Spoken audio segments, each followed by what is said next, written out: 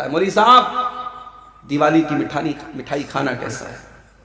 ٹھیک ہے، میں مانتا ہوں کہ دیوالی کی مٹھائی میں جو پوجا کے لیے جو مٹھائی ہوتی ہے اس کو الگ کر دیا جاتا ہے، مگر ہے تو وہ ایک شرکیہ تہوار کا سمبل۔ بھئی ہمارے شریعت کے حساب سے اس دنیا کا سب سے بڑا پاپ یہ ہے کہ اللہ کے علاوہ کسی اور کی عبادت کی جائے۔ اور ظاہر ہے ہمارے غیر مسلم بھائی اگر ہماری بات سن رہے ہوں، ان کو برا بھلا کہنا مقصد نہیں ہے، لیکن یہ ہمارا بلیف ہے، ہمارا عقیدہ ہے، ہم شرک کے معاملے میں کمپرومائز نہیں کر سکتے۔ ہم اپنے غیر مسلم بھائیوں کے ساتھ اچھے سے، پیار سے، محبت کے ساتھ رہیں، لیکن کسی شرک کے کام میں ہم سپورٹ نہیں کر سکتے۔ یہی شریعت کی تعلیم ہے۔ اس لیے دیوالی کی مٹھائی کے بارے میں کچھ علماء نے سافٹ کارنر دکھایا ہے کہ کھایا جا سکتا ہے اگر اس پر پوجا پاٹ نہیں ہوئی ہے، لیکن زیادہ بہتر یہی ہے کہ چونکہ وہ شرک کے تہوار کا ایک سمبل ہے، ہمیں پرہیز کرنا چاہیے۔ تو یہ دوسری چیز ہو گئی۔ پہلی چیز کیا تھی؟ اللہ کی لعنت ہو اس انسان کے اوپر جو اپنے باپ کے اوپر لعنت کرے۔ دوسری چیز اللہ کی لعنت ہو اس انسان کے اوپر جو غیر اللہ کے نام پر جانور ذبح کرے۔ اور تیسری چیز لعن اللہ من آوى محدثا، اللہ کی لعنت ہو کسی ایسے انسان کے اوپر جو کسی بدعتی کو پناہ دے، دین کے اندر نیا کام نکالنے والے کو اپنے گھر میں پناہ دے۔ جب گھر میں پناہ نہیں دے سکتے، موبائل میں کیسے پناہ دے سکتے؟ ایک صاحب نے میرے پاس ویڈیو بھیجا، مولوی صاحب ذرا یہ ویڈیو سنیے کس کا ہے، بڑا اچھا ویڈیو لگ رہا ہے۔ میں نے دیکھا ویڈیو ایسے انسان کا دو جو صحابہ کو گالی دیتا ہے۔ میں نے کہا ویڈیو ڈیلیٹ کر، جتنی بھی اچھی بات ہو جو میرے نبی کے صحابہ کو برا بھلا کہتا ہے میں اس کی باتوں کو اپنے جوتے کی نوک پر رکھتا ہوں۔ میں نے کہا ویڈیو ڈیلیٹ کر، اس ویڈیو کو کہیں شیئر نہ کر۔ جب بدعتی کو گھر میں پناہ دینا جائز نہیں تو موبائل میں اور اسٹیٹس میں پناہ دینا کیسے جائز ہوگا؟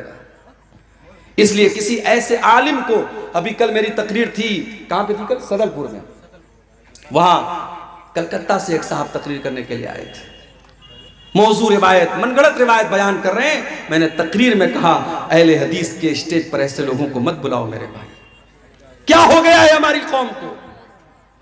ابھی ایک جلسے میں نے سنا ایسے مقرر کو بلایا جا رہا ہے جس کے باقاعدہ یوٹیوب کے اوپر بھجن موجود ہیں، جو غیر اللہ کے لیے بھجن گاتا ہے اور غیر اللہ کے لیے جو ہے اللہ کے علاوہ دوسروں کی تعریف میں وہ لمبے لمبے قصیدے پڑھتا ہے اور کفریہ باتیں کرتا ہے۔ اس کو آج ہماری جماعت اہل حدیث کے اور شیر آبادی کے اسٹیج پہ بلایا جاتا ہے۔ یہ شرم کی بات نہیں ہے میرے بھائی۔ عقیدہ بھی کوئی چیز ہوتی ہے، ایمان بھی کوئی چیز ہوتی ہے۔ ہمارے اسٹیج کا ایک وقار ہے، ایک سمان ہے، ایک ڈگنیٹی ہے، ایک پہچان ہے، ایک آئیڈینٹی ہے، اس کو برباد مت کرو میرے بھائی۔ جس کی بھی لچھے دار باتیں ہیں اور جس کے کبھی آپ نے نام سن لیا اس کو بلانے مت لگو، پتہ لگاؤ وہ عالم ہے کہ نہیں، وہ اہل حدیث ہے کہ نہیں، اس کا عقیدہ صحیح ہے کہ نہیں۔ جب بدعتی کو پناہ دینا جائز نہیں ہے تو بدعتی کو اپنے موبائل میں بھی پناہ دینا جائز نہیں۔ چوتھی چیز وَلَعْنَ اللَّهُ مَنْ غَيَّرَ مَنَارَ الْأَرْضِ، اور اللہ تعالیٰ کی لعنت اس انسان کے اوپر جو زمین کے نشانوں کو مٹا دے، جو اپنے کھیت کے نشان کو مٹا کر کے پڑوسی کے کھیت پر ناجائز قبضہ کر لے، اپنی زمین کے کاغذات میں ہیر پھیر کر کے اپنے بھائی کی زمین پر ناجائز قبضہ کر لے، زمین کے نشانات کو مٹا لے، اس انسان کے اوپر اللہ کی لعنت ہو۔ اچھا مجھے ایک بات سمجھ میں نہیں آتی، کسی کی زمین ہڑپ کر آپ کیا لے کے جائیں گے میرے بھائی؟ مان لو آپ نے کسی کی زمین ناجائز طریقے سے ہڑپ لی، آپ کو تو جانا ہے 2 گز زمین میں نا، اس سے زیادہ تو نہیں ملے گی آپ کو۔ اب وہ زمین آپ کی اولاد، آپ کے بچے فائدہ اٹھائیں گے، آپ خود بھی گنہگار ہوئے، آپ کے بچے بھی گنہگار ہوں گے، اور آپ کو ملنے والی بھی چیز نہیں ہے، آپ تو قبر ہی میں جائیں گے۔ ایسی زمین جائیداد کے لالچ کا کیا کرنا ہے میرے بھائی؟ اسی لیے اللہ کے نبی فرماتے ہیں میں ایک انسان ہوں، میرے پاس لوگ زمین و جائیداد کا مسئلہ لے کر کے آتے، ہو سکتا ہے کہ کسی کی چکنی چپڑی بات کو سن کر کے میں اس کے حق میں فیصلہ کر دوں۔ اے میرے صحابہ کان کھول کر کے سن لو، اگر میں نے غلط فیصلہ کر دیا اور جو حقدار نہیں تھا اس کو میں نے دوسرے کی زمین دے دی تو کان کھول کر کے سن لو، فَإِنَّمَا أَقْطَعُ لَهُ قِطْعَةً مِّنَ النَّارِ، میں زمین کا ٹکڑا نہیں دے رہا ہوں، میں جہنم کی آگ کا ٹکڑا دے رہا ہوں۔ اس لیے وہ زمین لینے والا کان کھول کر کے سن لے۔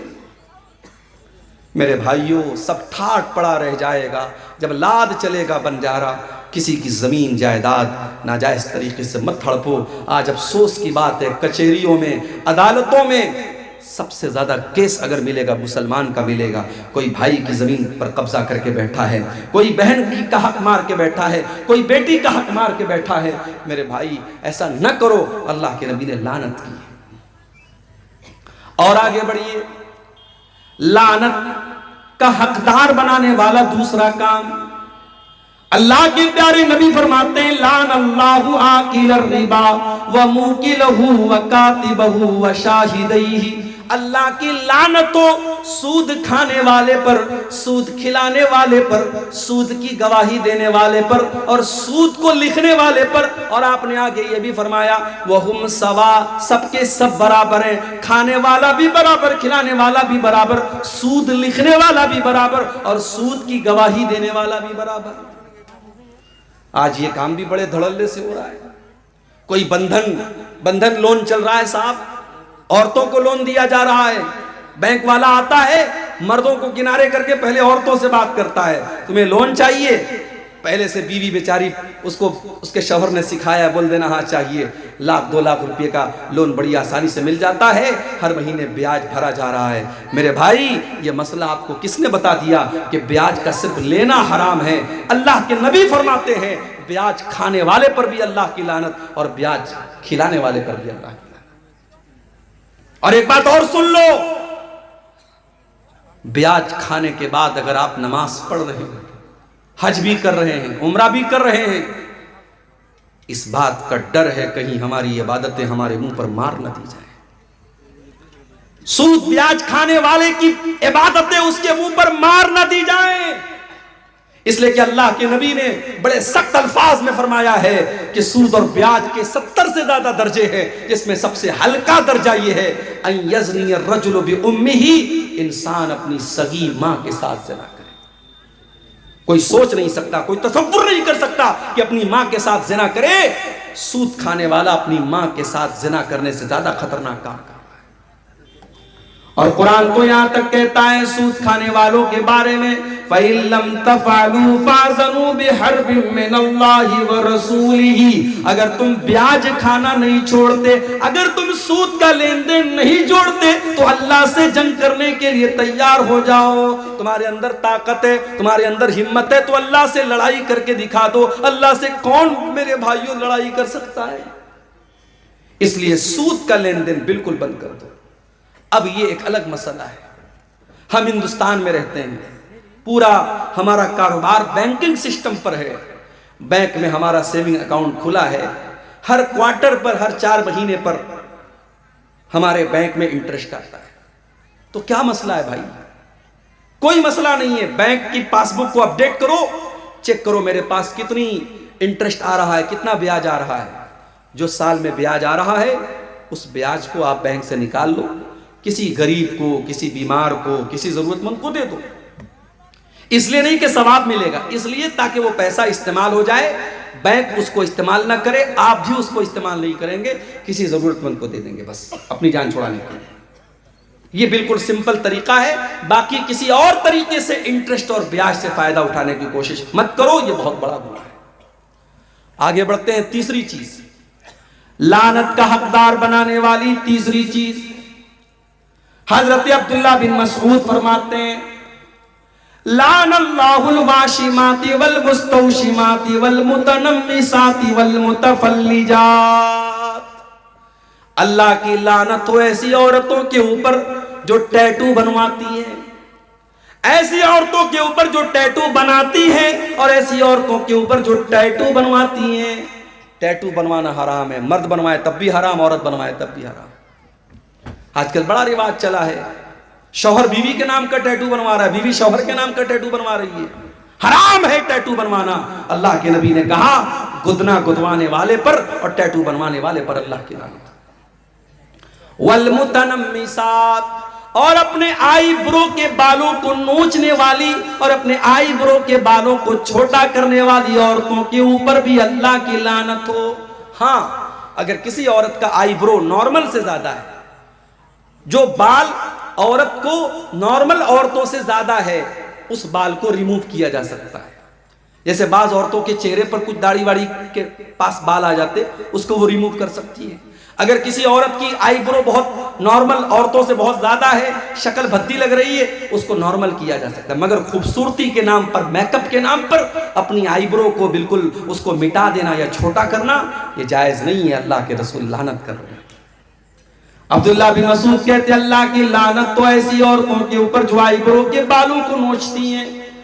والمتفلجات، اور اللہ کی لعنت تو ایسی عورتوں کے اوپر جو اپنے بالوں کے بیچ میں گیپنگ کرواتی ہیں. اس زمانے میں میک اپ کا ایک طریقہ یہ بھی تھا، بالوں کے دانتوں کے بیچ میں گیپنگ کرواتے تھے. لیکن آج دانتوں کے بیچ میں گیپنگ تو نہیں ہوتی ہے. ہاں کچھ لڑکیوں کے یا عورتوں کے دانت جو ہیں تھوڑے ٹیڑھے ہوتے ہیں، باہر کی طرف نکلے ہوتے ہیں، تو اس کو ڈینٹسٹ کے ذریعے سیدھا کروایا جا سکتا ہے، کیونکہ وہ بھدا لگتا ہے، وہ نارمل نہیں ہے. تو جو چیزیں نارمل نہیں ہیں اس کو ٹھیک کیا جا سکتا ہے، لیکن نارمل کو بگاڑ کر کے ایب نارمل کرنا یہ صحیح نہیں. المغیرات خلق اللہ، جو عورتیں اللہ تعالیٰ کی تخلیق کو بدلتی ہیں، اللہ تعالیٰ نے جیسا بنایا ہے اس کو بدل کر کے اپنے حساب سے بنانے لگتی ہیں، ایسی عورتوں پر اللہ کی لعنت ہو. یہ کس نے بیان کیا؟ عبداللہ بن مسعود نے. بہت بڑے صحابی ہیں عبداللہ بن مسعود. جب انہوں نے یہ بات بیان کی، ایک عورت تھی قبیلے بنو اسد کی، اس کا نام تھا ام یعقوب. اس عورت کو پتا چلا کہ عبداللہ بن مسعود ایسی ایسی باتیں کر رہے ہیں. وہ عبداللہ بن مسعود کے گھر آتی ہے اور کہتی ہے بلغنی انک لعنت کیتا وکیتا، اے عبداللہ مجھے پتا چلا ہے کہ آپ ایسی ایسی عورتوں کا نام لے کر کے لعنت کر رہے ہیں. حضرت عبداللہ نے فرمایا بالکل صحیح سنا ہے تم نے، میں آج بھی لعنت کرتا ہوں، اور میں لعنت کیوں نہ کروں جس کے اوپر اللہ کے رسول نے لعنت کی ہے اور جس کا ذکر اللہ نے اپنی کتاب میں قرآن میں کیا ہے. او میری پیاری ماں بہنوں، اب ذرا غور سے سننا، میں جو بات بیان کرنے جا رہا ہوں. جب اس عورت نے یہ سنا کہ حضرت عبداللہ یہ فرماتے ہیں کہ جن عورتوں کے اوپر قرآن میں لعنت کی گئی ہے میں ان عورتوں کے اوپر لعنت کیوں نہ کروں، تو وہ عورت کیا جواب دیتی ہے؟ وہ کہتی ہے قرأت ما بین الدفتین، اے عبداللہ میں نے پورا قرآن پڑھا ہے، سورہ فاتحہ سے لے کر کے سورہ ناس تک، الحمدللہ رب العالمین سے لے کر کے من الجنت والناس تک. اے عبداللہ میں نے پورا قرآن پڑھا ہے، لیکن پورے قرآن میں مجھے کہیں پر ایسی عورتوں کا ذکر نہیں ملا. آپ یہ کہاں سے بیان کر رہے ہیں؟ اس سے پتہ یہ چلا کہ وہ عورت قرآن کی حافظہ تھی. آج بہت مشکل ہے، لڑکیاں عام طور سے حافظہ نہیں بن پاتی ہیں، اور بہت ساری لڑکیاں حافظہ بنتی ہیں مدرسے میں، تو جب شادی ہوتی ہے سسرال میں جاتی ہے، اپنے کچن کا کام کرنے میں، بچوں کو پالنے میں مگن ہو جاتی ہے، قرآن یاد کر کے بھول جاتی ہے. وہ عورت قرآن کی حافظہ تھی.